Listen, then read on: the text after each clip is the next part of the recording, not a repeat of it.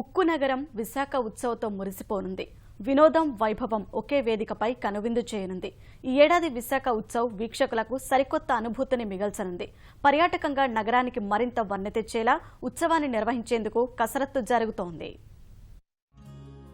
ఈ నెల 28 నుంచి 3 రోజుల పాటు నిర్వహించనున్న విశాఖ ఉత్సవ్కు జిల్లా యంత్రాంగం భారీ ఏర్పాట్లు చేస్తోంది. పర్యాటకంగా విశాఖ ఖ్యాతిని మరింత ఇనుమడింపజేసే విధంగా విశాఖ ఉత్సవ్ను జరపాలని రాష్ట్ర ప్రభుత్వం నిర్ణయం తీసుకుంది. దేశవ్యాప్తంగా ఉత్సవ్కు ప్రత్యేకతను తెచ్చిపెట్టేలా అధికారులు చర్యలు తీసుకుంటున్నారు. ఆ మేరకు ప్రముఖ నగరాల్లో ప్రచారం నిర్వహించడంతో పాటు విశాఖ ఉత్సవ్లో చుట్టుపక్కల రాష్ట్రాల పర్యాటక శాఖల్ని భాగస్వామ్యం చేయాలని భావిస్తున్నారు. 3 రోజుల పాటు పండుగ వాతావరణాన్ని తలపించేలా ప్రణాళిక సిద్ధం చేశారు.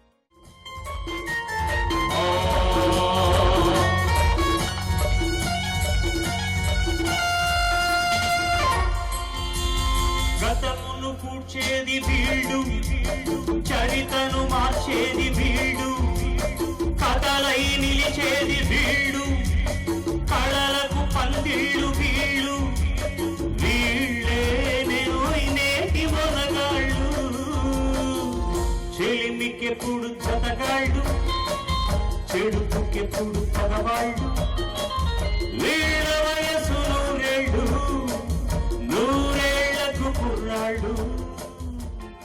గతంలో మాదిరి కాకుండా ఈసారి అన్ని కార్యక్రమాలను బీచ్ రోడ్లోనే నిర్వహించాలని నిర్ణయించారు. ఆర్కే బీచ్ నుంచి వైఎంసీఏ మధ్య ఉన్న ప్రాంతంలో వివిధ రకాల కార్యక్రమాలు ఏర్పాటు చేయనున్నారు. నోవెట్టెల్ ఎదురుగా ఉన్న ప్రాంతంలో జానపద, సాంస్కృతిక కార్యక్రమాలు, విశ్వప్రియ ఫంక్షన్ హాల్లో పుష్ప ప్రదర్శన ఏర్పాటు చేయనున్నారు. ఉత్సవాలను ఘనంగా నిర్వహించేందుకు పర్యాటక శాఖ 2,75 లక్షల రూపాయలను కేటాయించింది. జీవీఎంసీ, ఉడా విశాఖ ఉత్సవ నిర్వహణలో ప్రధాన భాగస్వాములుగా ఉండనున్నాయి. ప్రతి ఈవెంట్ కూడా కవర్ అయ్యేటట్టు ఫోక్ ఆర్ట్స్ కానీ, లేకపోతే టెంపుల్ రిప్లికాస్ కానీ, ఫ్లవర్ షోస్ కానీ, లేకపోతే ఈ స్పోర్ట్స్ గేమ్స్ కానివ్వండి, మెయిన్ ఎంటర్టైన్మెంట్ కానివ్వండి, అన్నీ కూడా కవర్ అవుతున్నాయి. ఒకే స్ట్రెచ్లో ఉండేటట్టుగా ఒక నిర్ణయం తీసుకున్నాం. మన ఈవెంట్స్ కానీ, అకామిడేషన్ కానీ, ప్లేసెస్ కానీ, లేకపోతే మిగతా టూరిజం డెస్టినేషన్స్ కానీ, ఎక్కడెక్కడ ఏ జరుగుతూ ఉన్నాయి మొత్తం అన్నీ కూడా డీటెయిల్డ్గా దానిలో వెబ్సైట్లో పెట్టడం జరిగింది.